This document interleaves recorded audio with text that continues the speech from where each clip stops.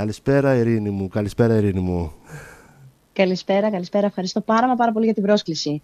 Εγώ ευχαριστώ για την παρουσία σου εδώ στην εκπομπή Μουσικομπερδέματα και στο musicotherapia.webradio.com. Να είστε καλά. Ωραία, να είστε καλά. Μπορεί να μιλάς και στο ελληνικό, δεν υπάρχει θέμα. Όπως αισθάνεσαι, δεν υπάρχει. Αφού μου το λες, θα το κάνω. Ευχαριστώ πάρα πολύ. Εννοείται. Ευχαριστώ. Να αισθανθούμε μια παρέα όλοι. Λοιπόν, θέλω μια και μιλάμε για πρώτη φορά. Είδα λίγο το βιογραφικό σου, έχεις κάνει τόσα πολλά. Εντάχει, αν θες να μας πεις δύο λόγια για σένα, για το πώς ξεκίνησες, για γενικότερα με τι ασχολείσαι, γιατί είναι για τόσα πολλά. Ωραία. Είμαι η Ειρήνη Καλαμαράκη. Είμαι καλά. Αυτό είναι καλά. Είμαι 32 χρονών και από τότε που θυμάμαι τον εαυτό μου, εγώ τραγουδάω. Τώρα, να σου πω τι έκανα στα νιάτα μου και αν τραγουδούσα μικρή. Δεν τα πολύ θυμάμαι αυτά. Θα πω από εκεί που θυμάμαι και έπειτα.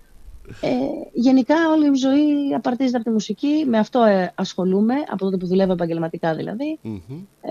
Με τη μουσική ασχολούμαι ως τραγουδίστρια. Και τα τελευταία 5 χρόνια διδάσκω κιόλας, είμαι vocal coach και έχω και παιδιά και ενήλικες. Αυτά είναι τα ωραία. Ραγισμένη καρδιά λοιπόν είναι ο τίτλος του τραγουδιού σου. Τι σε ενέπνευσε για τη δημιουργία των στίχων αυτού του τραγουδιού? Αυτό το τραγούδι είναι στο σιρτάρι περίπου 12 χρόνια. 12 χρόνια. Ναι, το έγραψα γύρω στα 20 με 21. Είναι βιωματικό. Δηλαδή, αν το ακούσει κάποιος έπειτα από μια έξοδο από μια πολύ τοξική σχέση, έβαλα κι εγώ μια μουσική κουτσά στραβά τότε, ό,τι γνώριζα. Και ήρθε το 2024 για να βρεθώ, ενώ προσπαθώ πάρα πολλά χρόνια γενικότερα να κάνω κάποια βήματα, ήρθε το 2024 και μέσω του TikTok για να με βρει ο κύριος Βασιλιάδης, που είναι και παραγωγός της εταιρείας της Real, που φιλοξενεί και το κομμάτι, για να κάνει το release η Ραγισμένη Καρδιά με την ενορχήστρωση του Τάσου Σούρμπα. Αυτή την εξαιρετική ενορχήστρωση του Τάσου Σούρμπα. Ποια είναι η εμπειρία σου με την συνεργασία με τον Τάσο Σούρμπα? Ο Τάσος Σούρμπας, καταρχάς, εγώ θεωρώ ότι είναι ένας επιστήμονας της μουσικής. Δεν είναι απλά ότι ξέρει μουσική. Ισχύει. Υπάρχει πολλής κόσμος ο οποίος ξέρει μουσική. Ο Τάσος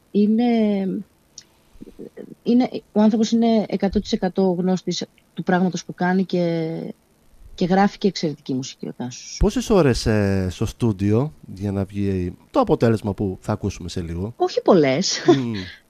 Εντάξει, είμαι εύκολος πελάτης εγώ. Άμα είναι αυτό καλό, εντάξει. Ναι, για τους όλους. Ήμασταν 4. 3. Μια χαρά. Ναι, όχι. Δόξα τω Θεώ, κάναμε γρήγορα, γιατί εντάξει, είναι και ένα κομμάτι το οποίο είναι δικό μου, είναι γέννημά μου, είναι το παιδί μου, το γνωρίζω πάρα πολύ καλά. Και αν κάποιος ήξερε πώς να υποθεί αυτό το κομμάτι, αυτή ήμουν εγώ. Παρ' όλα αυτά, προφανώς και άκουσα και τον Τάσο και τους ανθρώπους της Real για το πώς θα μπορούσε να υποθεί. Μου έδωσε και κάποιες συμβουλές ο Τάσος, τις οποίες τις βάλαμε μέσα στο κομμάτι, αλλά ήταν μια σχετικά εύκολη δουλειά γιατί ήταν παιδί μου. Ναι. Οπότε στα επόμενα φαντάζομαι ότι θα μας πάρει λίγο περισσότερο. Όταν το άκουσες το τελικό αποτέλεσμα για πρώτη φορά, ποια ήταν η αίσθησή σου? Τι ήταν τα συναισθήματα που σε κυρίευσαν? Εντάξει, ένιωσα πολύ ικανοποιημένη, γιατί είναι μια ολοκληρωμένη δουλειά, μια δισκογραφική δουλειά που κατ' εμέ δεν έχει να ζηλέψει κάτι από άλλες εταιρείες μεγαλύτερες, ίσως εμβέλειας ή ελληνικούς. Και το δισκογραφικό βήμα, ας πούμε, αν θες, ήταν αυτό που ουσιαστικά ήταν το επόμενο βήμα. Δηλαδή δεν υπήρχε κάτι άλλο να κάνω εγώ στην παρούσα φάση. Γιατί και η δουλειά μου είναι αυτή. Και διδάσκω πια, δηλαδή είμαι δασκάλα πλέον σε αυτό το κομμάτι, οπότε το αμέσως επόμενο βήμα ήταν η δισκογραφία. Οπότε ήταν, ξέρεις, σαν ένα ποτάμι, ας πούμε, πως κυλάει. Δεν υπήρχε κάτι άλλο, δηλαδή δεν νομίζω ότι υπάρχει κάτι άλλο. Νομίζω ότι είναι το πικ ενός ανθρώπου αυτό. Έχεις σπουδάσει τόσο κλασικό τραγούδι όσο και jazz. Πώς συνδυάζεις αυτές τις διαφορετικές μουσικές επιρροές στο προσωπικό σου ύφος? Δεν συνδυάζονται καθόλου. Ναι. Απλώς το κλασικό, όταν εγώ το τέλειωσα πριν από περίπου 15-20 χρόνια, δεν υπήρχε το jazz. Υπήρχε, απλώς δεν ήταν τόσο διαδεδομένο και δεν το δίδασκαν. Όταν το βρήκα, δεν έχω πάρει κάποιο πτυχίο, έχω κάνει κάποια σεμινάρια και έχω παρακολουθήσει κάποια μαθήματα και από εκεί και πέρα προσπαθώ να το εξελίξω μόνη μου, αυτό το κομμάτι. Που το αγαπάω πάρα πολύ, δηλαδή είναι η λατρεία μου η jazz μουσική, αλλά δυστυχώς στη χώρα αυτή που ζούμε δεν υπάρχει κοινό, όσο τουλάχιστον για το ελληνικό κομμάτι, έτσι, που να ακούει jazz. Οπότε είναι και ελάχιστα τα live που κάνω με το session αυτό με τα παιδιά που έχουμε την μπάντα. Και πάμε τώρα στη συμμετοχή στο Voice, που ήταν καθοριστική για την καριέρα σου. Ποια ήταν η εμπειρία που αποκόμισες? Ήταν καθοριστική για την προσωπικότητά μου η συμμετοχή μου στο The Voice. Για την καριέρα μου δεν νομίζω ότι ήταν. Μπορεί να μην ακούγεται πολύ ωραίο αυτό. Όχι, την αλήθεια, δεν είναι θέμα. Ναι, προφανώς την αλήθεια. Και είναι και κάτι που το έχω πει αρκετές φορές για τη συμμετοχή μου στο The Voice. Προφανώς και μου έδωσε ένα boost, προφανώς και μου έκανε καλό γιατί ο κόσμος με γνώρισε από εκεί. Έτσι, αυτό δεν μπορεί να αμφισβητηθεί προφανώς. Αλλά παρόλα αυτά, εγώ μπήκα στο The Voice στα 21 μου, την πρώτη φορά τουλάχιστον. Και όταν τελείωσε όλο αυτό μετά από 4,5 μήνες, ένιωθα ότι ήμουνα 80 χρονών. Μεγάλωσα πολύ γρήγορα και απότομα, γιατί συνειδητοποίησα ότι δεν είναι όλα ρόδινα προφανώς. Ναι. Και συνειδητοποίησα επίσης ότι δεν είναι όλοι ρομαντικοί, όπως εγώ. Πίστευες κάτι διαφορετικό ή έλπιζες κάτι διαφορετικό? Και πίστευα και ήλπιζα κάτι διαφορετικό, και άκουσα και πράγματα τα οποία. Καλά, όχι μόνο εγώ. Προφανώς πολλά παιδιά έχουν παρόμοιες εμπειρίες με μένα. Ναι, το γνωρίζω και από άλλα Και παιδιά. το πιο σημαντικό, έπειτα από πολλά χρόνια ψυχοθεραπείας πάνω σε αυτό το κομμάτι, είναι εν τέλει να ακούμε και λίγο το ένστικτό μας, να μην πηγαίνουμε ευθείες, να προσέχουμε λίγο γενικότερα ποιους εμπιστευόμαστε, που μιλάμε, και να κρατάμε πάντοτε μικρό καλάθι. Να είμαστε εμείς, να είμαστε ο εαυτός μας, να μην κοροϊδεύουμε κανέναν. Και νομίζω πως αν κάνουμε αυτό το πράγμα και είμαστε εμείς, δεν θα υπάρξει κανένα εμπόδιο σε οποιοδήποτε όνειρο έχουμε. Όχι μόνο για τη μουσική, έτσι, αυτό είναι και γενικότερο. Σίγουρα. Σήμερα διδάσκεις λοιπόν σύγχρονο ευρωπαϊκό τραγούδι, σωστά? Σωστά. Πόσο διαφορετική είναι η διδασκαλία από τις προσωπικές σου εμφανίσεις στη σκηνή? Η διδασκαλία είναι σαν να είσαι για μία ώρα η μαμά του παιδιού.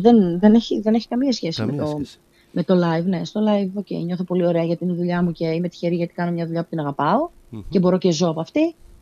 Αλλά το να διδάσκεις ό,τι ξέρεις, όσα είναι αυτά που ξέρω, είναι σαν να είσαι ο κηδεμόνας εκείνη την ώρα του παιδιού και τον έχεις υπό την εποπτεία σου 100%. Ναι. Και μια και μιλήσαμε για την προβολή σου, τέλος πάντων σε έμαθε κάποιος κόσμος μέσα από το Voice. Τώρα υπάρχει το TikTok, έτσι, που σε σένα γίνεται ο κακός χαμός, έτσι να τα πούμε αυτό. Μιλάμε για πάρα πολλούς, για πόσους ακολουθούς, δεν ξέρω κιόλας, δεν έχω. Επειδή και εγώ είμαι. Γιατί πήγα να το μετρήσω έναν, ήταν τόσο πολύ που σταμάτησα κάποια στιγμή. Όχι, δεν τα παρακολουθώ. Δεν θέλω να κάνω ένα flex περίεργο τώρα. Εννοώ ότι δεν είμαι μανιακή με το να μπω να δω πώς είναι σήμερα, πώς ήταν. Όχι. Είναι γύρω στους 15.000. Μια χαρά. Η αλήθεια είναι ότι για μουσικό αμιγώς κανάλι TikTok είναι πάρα πολύ καλό νούμερο. Το οποίο TikTok ήρθε τελείως τυχαία στη ζωή μου. Εγώ δεν ήμουν ποτέ φαν των social. Φαν εννοώ στην υπερβολή. Έτσι. Προφανώς και έχω social, προφανώς και τα χρησιμοποιώ για τη δουλειά, απλώς δεν ήμουν ποτέ μανιακή. Ναι. Ήρθε το TikTok ξαφνικά γιατί με πρίζαν οι συνεργάτες. Κάνε και εσύ ένα TikTok, ανέβασε ένα βίντεο. Το ένα βίντεο έφερε τ' άλλο και κάποια στιγμή κατάφερα και εγώ να μπω στο For You, το πολυπόθητο For You, με ένα από τα καλύτερα βίντεο που έχω αυτή τη στιγμή στην πλατφόρμα του TikTok να ξεπερνά τις 400.000 προβολές. Κάθε φορά που το λέω, δεν ξέρω, νιώθω πάρα πολύ περίεργα γι' αυτό. Ψιλοπράγματα δηλαδή. Ψιλοπράγματα, ισχύει. Όχι, πολύ καλά, δόξα τω Θεώ, είναι ένα κομμάτι αυτό που πάει πάρα πολύ ωραία. Πιστεύεις ότι έχει αλλάξει σε σχέση με το TikTok ο τρόπος που προσεγγίζεις την καριέρα σου ως καλλιτέχνης? Εγώ σαν Ειρήνη δεν έχω αλλάξει κάτι και ειλικρινά στο λέω, παρόλο που έχω εμφανιστεί 2 φορές στην τηλεόραση, που είναι ένα πολύ δυνατό μέσο η τηλεόραση, αυτό που μου συμβαίνει τώρα με το TikTok δεν μου συνέβη στο Voice. Τώρα, αν πάω στη θάλασσα που κολυμπάω ακόμα, κάποιος θα βρεθεί να μου πει σε έχουμε δει στο TikTok. Αν πάω να ψωνίσω κάτι, θα μου πούνε σε έχουμε δει στο TikTok. Είναι απίστευτο αυτό που γίνεται με το TikTok γενικά. Έχει τεράστια δυναμική. Δηλαδή, έχει τεράστια δυναμική και το growth της πλατφόρμας αυτής είναι εξωπραγματικά περίεργο. Δηλαδή, τα social γενικά πλέον νομίζω ότι είναι πολύ πιο πάνω από την TV. Το μόνο που έχω αλλάξει εγώ, ας πούμε, είναι το κοστολογώ τον εαυτό μου λίγο διαφορετικά. Όχι όμως επειδή έχω 1-2 βίντεο, ας πούμε, που έχουν αλφα προβολές. Αυτό συμβαίνει, είναι συνδυαστικό, είναι ένα κόμπο πραγμάτων, γιατί αρχικά μεγαλώνω, δεν είμαι 20 πια. Έχω κάποια χρόνια στη νύχτα, δουλεύω, ξέρω πολύ καλά τη δουλειά μου, έχω κάποιες συνεργασίες στο δισάκι. Οπότε και εγώ αυτή τη στιγμή έχω αρχίσει να κοστολογώ τον εαυτό μου λίγο περισσότερο από ό,τι τον κοστολογούσα πριν από 10 χρόνια. Και επίσης το πιο σημαντικό πλέον, είμαι μια δισκογραφημένη τραγουδίστρια. Έχω το δικό μου κομμάτι, έχω τον παραγωγό μου, έχω την εταιρεία μου και για το πρεστίζ, αν θες εντός εισαγωγικών, δεν είναι σωστό πλέον να βγαίνω έξω για 50 και 60 ευρώ μεροκάματο. Και όλα τα παιδιά βέβαια δεν είναι σωστό να βγαίνουν. Καλό είναι να κοστολογούν όλοι οι καλλιτέχνες στον εαυτό τους, όσοι εκείνοι νομίζουν. Ο Παύλος μας γράφει εδώ στο chat, φωνάρα, Ειρήνη κτλ. Ο Παύλος είναι fanboy από το TikTok. Αυτά είναι. Για τα παιδιά του TikTok που είναι από την Day One μαζί μου, τα ξέρω όλα ένα προς ένα. Φιλιά πολλά στον Παύλο μας. Δεν είναι όμορφο αυτό. Είναι πανέμορφο. Πολύ. Πολύ όμορφο. Είναι πολύ ωραίο γιατί έχεις μια έξτρα οικογένεια. Ίσως και δύο. Ναι. Δηλαδή, εντάξει, εγώ δεν τραγουδάω, δεν θα τραγουδούσα ποτέ, αλλά είναι κάτι αντίστοιχο που κάνουμε με τα web ραδιόφωνα και την έτσι, επικοινωνία με τον κόσμο.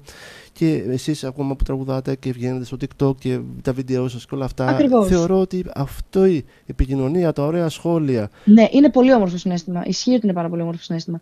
Και εύχομαι κάποια στιγμή να καταλάβει η τηλεόραση τη δύναμη του διαδικτύου και να επιτρέψει την είσοδό του στην τηλεόραση.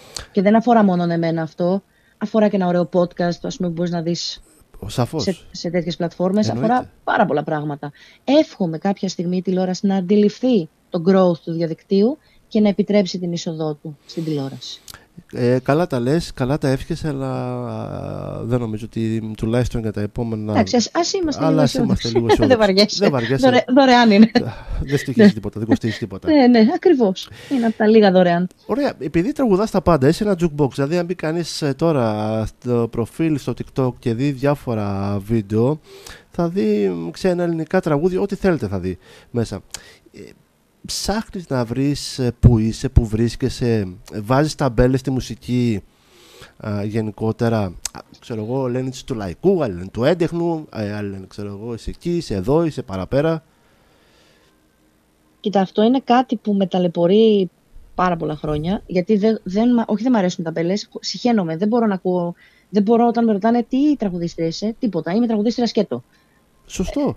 Εντάξει, προφανώς. Και μπράβο, εγώ χειροκροτώ τώρα πραγματικά, γιατί και εκπομπή αυτό δεν θέλει. Δεν θέλει να έχει ταμπέλες σε μουσική και νομίζω αυτό είναι ένα τέχνασμα από τις δισκογραφικές εταιρείες. Γιατί η Sony και η Dell θέλουν να υπάρχουν ταμπέλες για να δημιουργήσουν έτσι τα δικά τους. Η αλήθεια πρέπει και οφείλει να είναι πάντα κάπου στη μέση, το οποίο σημαίνει ότι καλό είναι τουλάχιστον για έναν άνθρωπο ο οποίος κάνει τον τεμπούτο του και θέλει να χτίσει ένα στάτους και μια ταυτότητα, να έχει ταυτότητα. Δηλαδή, εγώ δεν μπορώ τώρα να μπερδέψω τον κόσμο με 800.000 πληροφορίες.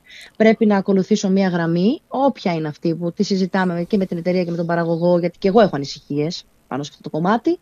Όμως τώρα, ας πούμε, με τη ραγισμένη καρδιά που είναι μια σύγχρονη pop μπαλάντα, ας πούμε, ελληνική, δεν μπορώ ξαφνικά να βγω και να χορεύω σαν την Beyoncé. Όχι. Θα μπερδευτεί ο κόσμος. Σας πει τώρα τελικά τι τραγουδάει η Ειρήνη. Τι κάνει, πού θα τη δούμε. Προφανώς δεν θα το έκανες αυτό.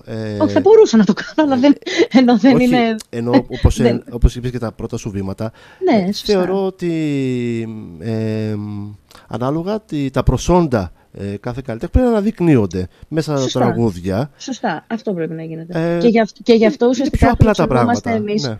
Γι' αυτό φιλοξενούμαστε εμείς από δισκογραφικές. Γιατί οι άνθρωποι προφανώς αυτοί έχουν κάτι παραπάνω, γνωρίζουν κάτι παραπάνω και μπορούν να σε καθοδηγήσουν, αν θες, σαν μέντορες, να σου πούν δύο κουβέντες, τις οποίες καλό είναι να τις ακούμε. Και το λέω εγώ που είμαι πάρα πολύ, πολύ απόλυτη ώρες και δεν σηκώνω μίγα στο σπαθί μου. Καλό είναι όμως να τους ακούμε τους ανθρώπους αυτούς, σε όποια εταιρεία εννοώ κι αν είσαι. Έτσι. Σωστό. Κάτι ξέρουν παραπάνω από εμάς. Σωστό. Πάνω σε εδώ γράφει η Ειρήνη μας, είναι φαινόμενο, είμαστε φαν μέχρι κόκαλο. Το μέχρι κόκαλο το κρατάω εγώ. Τέλεια. Αυτό είναι πολύ ευχάριστο. Πανούλη, ευχαριστώ πολύ. Να πω κάτι. Λοιπόν, είχαμε μια συζήτηση με την Ειρήνη. Μήπως καταφέρναμε σήμερα να κάνουμε ένα TikTok live. Δεν τα καταφέραμε, δεν υπάρχει θέμα. Εδώ είμαστε, να πάρουμε το χρόνο μας, Ειρήνη. Βέβαια, ναι, δεν το απορρίπτουμε. Φυσικά, αυτό. είμαι σίγουρος γι' αυτό. Εννοείται. Το TikTok ούτως ή άλλως είναι σαν το δεύτερο σπίτι μου πλέον. Ξέρεις τι, έχω και μια άποψη ότι ωραία τα τραγούδια που μπορεί να είναι νέες δημιουργίες και καλό είναι να τα μαθαίνει ο κόσμος και να μπαίνει και να στηρίζει. Αλλά μια live βραδιά θεωρώ ότι μπορεί να καταλάβει τις δυνατότητες ενός καλλιτέχνη, το ρεπερτόριό του. Σίγουρα. Να απολαύσει και μια ωραία βραδιά. Δωρεάν. Ναι, και αυτό δωρεάν είναι, παιδιά. Έτσι. Δεν πληρώνουμε κάτι. Δεν κλείνουμε τραπέζι. Είναι δωρεάν η βραδιά. Δωρεάν θα το κάνουμε και αυτό, ναι. Οπότε αναμένουμε κάποια στιγμή που θα μπορείς και εσύ να κάνουμε μια τέτοια υπέροχη βραδιά που θα προσφέρεις στον κόσμο. Και εγώ έχω και μια ωραία ιδέα, αν θέλεις, Βεβαίως. όσον αφορά αυτό το part. Θα μπορούσαμε φυσικά να κάνουμε και τη δωρεάν βραδιά μας για να μπει ο κόσμος να το ευχαριστηθεί. Θα μπορούσαμε να κάνουμε όμως και ένα φιλανθρωπικό, αν θες και εσύ και συμφωνείς. Αυτό με τιμάει πάρα πολύ, γιατί ο σταθμός είναι δίπλα στο συνάνθρωπο με διάφορα φιλανθρωπικά.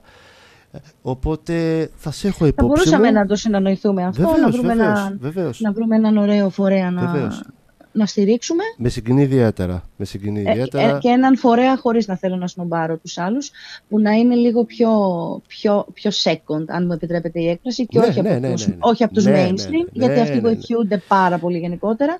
Και ας βρούμε έναν φορέα που δεν ακούγεται πολύ, να βοηθήσουμε κάποιους οι οποίοι το έχουν πραγματική ανάγκη, εγώ θα πω. Εμείς στο σταθμό εδώ πέρα δεν έχουμε πάει στα γνωστά πεπατημένα σωματεία, τα φιλανθρωπικά σωματεία που γνωρίζουν όλοι. Μετά από πολύ ψάξιμο και με πολλές δυσκολίες, δεν είναι εύκολο αυτό το κομμάτι. Υπάρχουν πάρα πολλοί με ξέπλυμα μαύρου χρήματος, τα λέμε όπως είναι τα πράγματα. Ναι, ακόμα και εκεί υπάρχουν αυτά, βέβαια. Βεβαίως. Έχουμε κάποια σωματεία που, δόξα τω Θεώ, έχουμε υπέροχη συνεργασία και σχετίζονται με παιδιά. Και ότι είναι με παιδιά έχουν μια ευαισθησία περισσότερη. Τέλος πάντων, θα τα πούμε αυτά, μην κουράζουμε και τον κόσμο, γιατί είναι η ώρα σου, είναι η στιγμή σου. Φυσικά ενδιαφέρει και τον κόσμο και αυτή η συμμετοχή σου σε μια φιλανθρωπική εκδήλωση που μπορεί να προκύψει στο μέλλον και σίγουρα θα προκύψει. Εδώ είμαστε να τα πούμε. Τα όνειρά σου. Γενικά, όταν με ρωτάνε για τα όνειρά μου, επειδή τη θεωρώ λίγο cringe ερώτηση. Μην το πάρεις προσωπικά, έτσι. Όχι, εντάξει, οκ. Και γενικά δεν την απαντώ αυτή την ερώτηση. Λέω ότι αφήνω τη ζωή να κυλήσει και να φέρει ό,τι είναι να φέρει, ρε παιδί μου. Δεν κάνω όνειρα. Τελευταία όμως, επειδή γενικά εγώ έχω πάρα πολλές ανησυχίες για το που πάει η ζωή, ο πλανήτης, τι κάνουμε τελικά ως άνθρωποι, ρε παιδί μου. Δηλαδή πέραν της μουσικής, έτσι. Το όνειρο που έχω τώρα τελευταία γεννήσει μέσα στο κεφάλι μου και θα ήθελα πολύ κάποια στιγμή να γίνει, είναι να σταματήσει ο κόσμος να αναδεικνύει ανθρώπους σε οποιοδήποτε επάγγελμα, έτσι. Μην νομίζει κάποιος ότι πετάω κάποια σπόντα. Να σταματήσει ο κόσμος να κάνει διάσημους ανθρώπους οι οποίοι είναι μηδέν. Να σταματήσει ο κόσμος να σχολιάζει αρνητικά και να λέει κακίες για τον άλλον. Και να σταματήσει ο κόσμος να θεωρεί γνωστούς και διάσημους μόνο όσους προβάλλονται επιτηδευμένα από συγκεκριμένους ανθρώπους. Αυτό λέει πολλά. Ο καθένας μπορεί να το ερμηνεύσει όπως θέλει. Εγώ το όνειρό μου λέω. Όχι, και ο καθένας... ξέρεις τι, για έναν πρωτοεμφανιζόμενο σε εισαγωγικά καλλιτέχνη δείχνει πόσο προσγειωμένος είναι, πόσο κατασταλαγμένος είναι, έτσι. Δεν είναι και όλοι έτσι, να είμαστε δίκαιοι. Εντάξει, οι άλλοι μπορούν να μιλούν για τους εαυτούς τους, εννοείται, να λένε ό,τι θέλουν. Εμείς είμαστε εδώ, εννοείται προσγειωμένοι και δεν είμαστε τίποτα ντελούλου που λέει η Νεολαία. Ακριβώς, η Νεολαία, για άλλους αυτά, όχι για μένα. Ναι. Εμείς δεν έχουμε καμία σχέση. Ξέρεις, είμαι πάρα πολύ χαρούμενος που συνομιλούμε μαζί και το λέω από καρδιάς, δεν έχω κανένα λόγο, δεν με έχει πληρώσει κανένας, δεν με πληρώνει ποτέ κανένας για οποιαδήποτε έτσι συνομιλία. Άστο τώρα, αυτό το απόγευμα μου ζήτησες PayPal. Ούτε Pay ούτε PAL δεν έχω. Τίποτα. Είναι prime time για να λέμε τέτοια. Εντάξει, είναι prime time. Ωραία. Εμείς για να μην σε κουράζουμε κι άλλο, που σίγουρα δεν κουράστηκες, αλλά το λέω εγώ έτσι. Όχι, πέρασα πάρα πολύ ωραία, αλήθεια, δεν κουράζομαι και μου αρέσουν πάρα πολύ αυτές τις κουβεντούλες, πάρα πολύ. Είναι όμορφες. Σίγουρα θα τα ξαναπούμε, σίγουρα θα συνεργαστούμε και σε άλλα πράγματα. Θα ακούσουμε τώρα το τραγούδι Ραγισμένη καρδιά, η Ειρήνη Καλαμαράκη. Φυσικά μπορείτε να τη βρείτε παντού, έτσι, σε όλα, Instagram, φαντάζομαι, Facebook, σε όλα τα social media ακριβώς, Facebook, Instagram και TikTok. Ειρηνάκη Καλαμαράκη, έτσι θα με βρείτε, θα δείτε και τη χαρακτηριστική μου αφάνα. Μ' αρέσει πολύ το Ειρηνάκη, να ξέρεις. Ναι, το έχω έτσι πάρα πολλά χρόνια και δεν ήθελα να το αλλάξω. Δεν ξέρω η καταγωγή σου, αλλά με πάει σε νησί. Ναι, Κρήτη, Χανιά. Γι' αυτό. Το ωραιότερο νησί. Ναι, γιατί κάτι τέτοια χρησιμοποιούν στα νησιά. Ναι. Οπότε με ταξίδεψε κάπως έτσι και μου άρεσε πάρα πολύ. Αν μου επιτρέπεις μόνο να πω που εμφανίζομαι. Αυτό θα το ρωτάω τώρα, πες μου. Τέλεια. Παρασκευή, Σάββατο βράδυ, Κυριακή μεσημέρι. Θα μας βρείτε σε μία από τις ωραιότερες αυλές στο Ψηρή, Κατσικογιάννη 5. Πάμε Ψηρή, αλλά please κράτηση, γιατί γίνεται ένας πανικός, γιατί οι φίρμες έτσι είναι, γεμίζουν μαγαζιά. Οπότε σας παρακαλώ πολύ κράτηση, γιατί μην μου έρχεστε έτσι, για να αποφεύγουμε τις παρεξηγήσεις. Θα είσαι για όλο το χειμώνα, όλη τη σεζόν? Θα είμαι για όλη τη σεζόν μέχρι του χρόνου το Μάιο σίγουρα. Εντάξει, και οτιδήποτε άλλο προκύπτει και με τα session, τα jazz που κάνουμε με τους musicers, με την μπάντα, τα ανεβάζω όλα στα social και ενημερώνω το κόσμο. Θα έχουμε κάποιες εμφανίσεις σε μουσικό κουτί, σφίγγα, ίσως. Κάποια πράγματα θα κάνουμε, ας τα δει ο κόσμος στα social. Είμαι σίγουρος ότι θα σε επισκεπτώ. Όποτε θέλεις. Γιατί με το φαΐ έχω καλή σχέση γενικότερα. Κι εγώ. Θα περάσουμε υπέροχα. Θα είναι μια υπέροχη βραδιά. Ωραία. Χάρηκα πάρα πολύ. Και εγώ χάρηκα. Ευχαριστώ πάρα πολύ για την πρόσκληση. Ελπίζω και εσείς, παιδιά, να ακολουθείτε πάντα τους νέους καλλιτέχνες. Κάντε follow και στο YouTube και παντού. Στηρίξτε νέες δημιουργίες.